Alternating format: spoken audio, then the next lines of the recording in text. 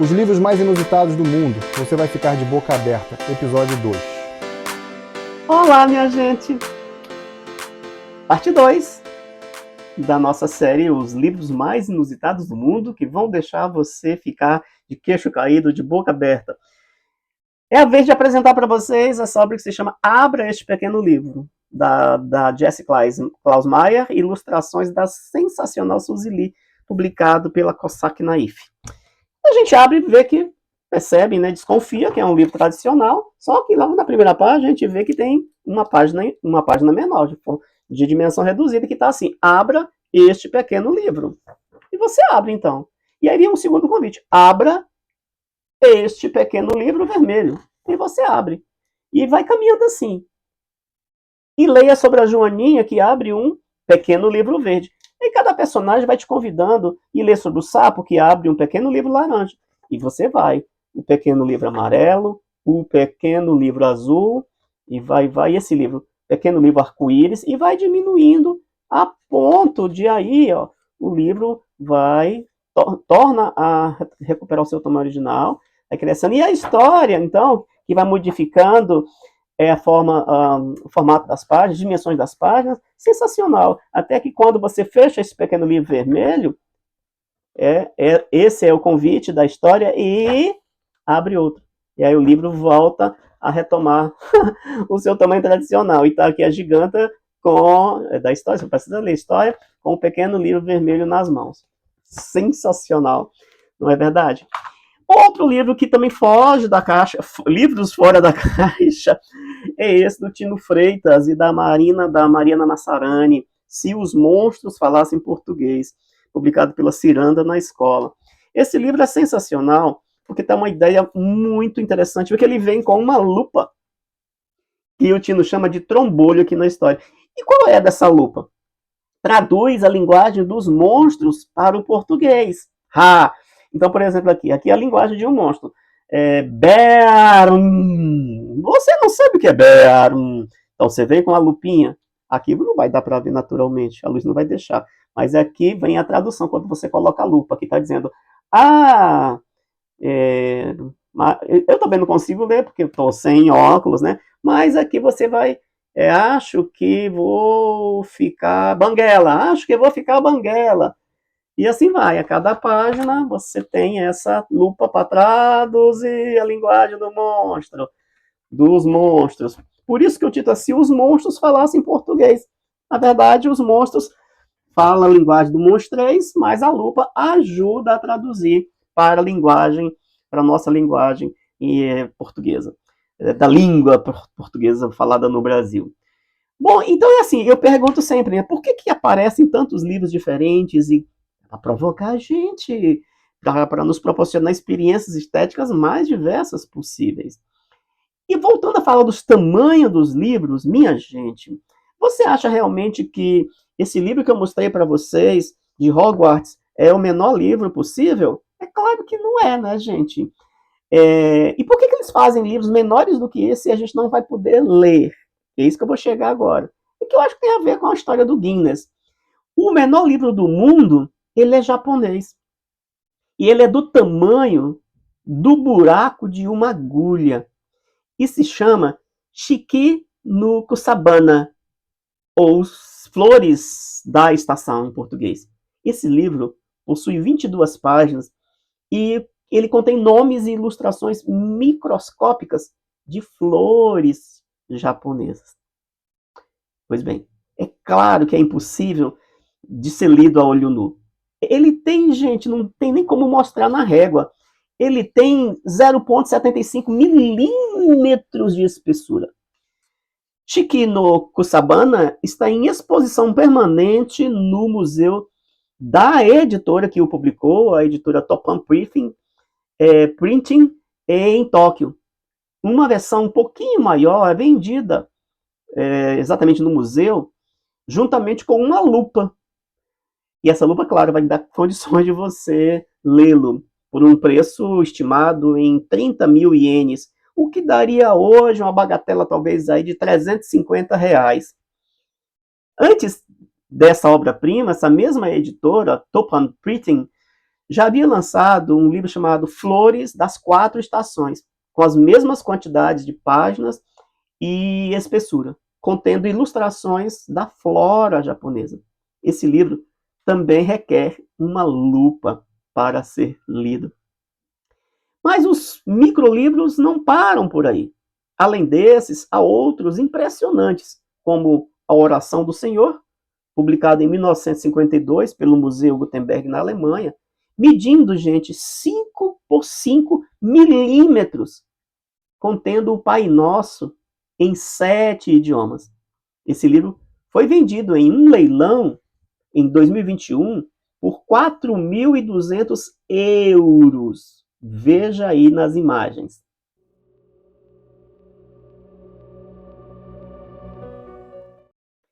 E se você se surpreendeu com aquele livro pop-up, os dois que eu mostrei, né? O 360 graus e aquele que abre no formato de globo, você se surpreendeu com ele? E que tal um pop-up sobre fobias?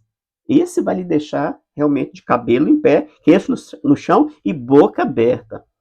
Se chama The Pop-Up Book of Phobias, de 2006, do autor Gary Greenberg. Ele utiliza esse formato que você vai ver agora aí no vídeo, no qual as páginas do livro se transformam em cenas tridimensionais ultra reais quando abertas. Olha isso. Cada sessão apresenta uma fobia humana, e a ideia é criar uma experiência visual impactante, que ajuda a ilustrar as emoções e medos humanos de forma criativa e mais do que interativa.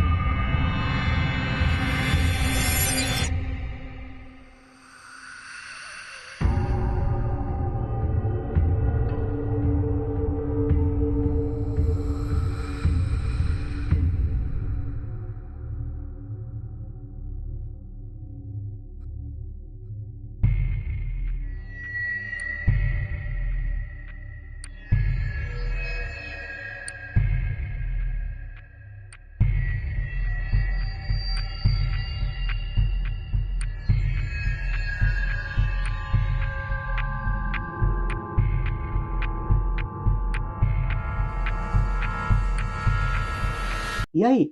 Agora, o que me diz? Não, eu não ouvi o que você falou. Ah, você perdeu o fôlego, né? Perfeito. E você já ouviu falar de livros com formato modular? Esses livros são assim chamados por serem compostos por várias peças ou módulos que podem ser rearranjados conforme a preferência do leitor. Isso permite diferentes formas de interação com a obra, como construir uma sequência da narrativa ao critério do leitor ou sem critério. Veja esses exemplos aí. Esse exemplo que eu vou mostrar é de um impressionante livro chamado Free of Codes, de Jonathan Safran Foer. E esse cara, ele recortou páginas de um outro romance, de outro autor, para criar uma nova narrativa fragmentada. Free of Codes, de 2010, de Jonathan Safran Foer, utiliza esse formato modular. E é isso, o autor recortou parte do texto chamado The Street of Crocodiles, de Bruno Schulz, para criar uma nova obra, com uma nova experiência imersiva. Então vejam, que aí as páginas do livro foram recortadas de forma que as palavras aparecem de maneira fragmentada, criando uma narrativa não linear e interativa, onde a leitura depende de como o leitor percorre as páginas recortadas. O que é que você tem a dizer sobre isso? Hã? Bem, uma outra obra nessa direção se chama 100 bilhões de poemas. É outro livro fora da caixa, gente, do escritor francês Raymond Queneau, publicada em 1961. Vejam isso. Você manja de análise combinatória? Eu não, e você? Sim? Então segura essa. Ah, você disse não? Mas segura assim mesmo. São 10 sonetos. Cada soneto tem 14 versos. E eles são organizados de forma que cada linha pode ser combinada com qualquer outra linha dos demais sonetos. E isso resulta em 100 trilhões de combinações possíveis, permitindo ao leitor criar uma variedade praticamente infinita, por que não dizer infinita, de poemas diferentes. Estatísticos, aí vem, né, os matemáticos e suas análises combinatórias, presumem que para ler todas as combinações possíveis, utilizando 1 minuto a cada linha, seriam necessários aproximadamente, sabe quanto tempo, minha gente? 190 milhões de anos. Uau! Isso aqui é uma leitura demorada. Bem, há livros com capas interativas. Alguns livros possuem capas que se abrem, interagem com o leitor de maneira inovadora. Existem capas que se desdobram em múltiplas partes, revelando elementos escondidos, ou que se transformam na sua própria obra de arte. E são experiências que recriam o sensorial, eu diria, que oferecem ao leitor uma experiência sensorial completíssima, desde o momento em que o leitor tem o primeiro contato com o livro. Esses formatos incomuns de livros literários não são apenas uma forma de surpreender o leitor, mas sim uma maneira de repensar o próprio ato de ler. A literatura, como qualquer outra arte, é uma ferramenta viva de expressão. E quando se alia a engenharia, a tecnologia, pode se transformar, oferecendo novas experiências sensoriais e cognitivas. Esses livros convidam-nos a uma experiência mais profunda, mais envolvente, fazendo com que o próprio objeto livro se torne em uma obra de arte em si. Seja no papel, na tela, ou através de interações digitais, os livros estão cada vez mais se adaptando, se renovando, criando um futuro vibrante para a literatura. E é isso. Agora diga você aqui nos comentários se você tiver condições de escrever, se não tiver tremendo. Para você, o formato de um livro influencia na experiência da leitura? Ou o conteúdo é o que realmente importa? Você gostaria de ver mais vídeos sobre livros curiosos e diferentes? Comente aqui qual tema que lhe interessa. E obrigado por ter assistido até aqui. E se esqueceu de dar aquele joinha, ainda dá tempo. Aproveita, se inscreve no canal, se você ainda não é inscrito, para que eu possa continuar trazendo mais conhecimento, mais cultura para você. Conheça também as minhas obras, as minhas palestras no meu website simondemiranda.com.br. E acompanhe o meu perfil no Instagram, @SimãoDeMiranda. Eu quero deixar um forte abraço e aquele recado de que sigamos esperançando para que livros os mais mirabolantes possíveis façam cada vez mais parte das nossas vidas.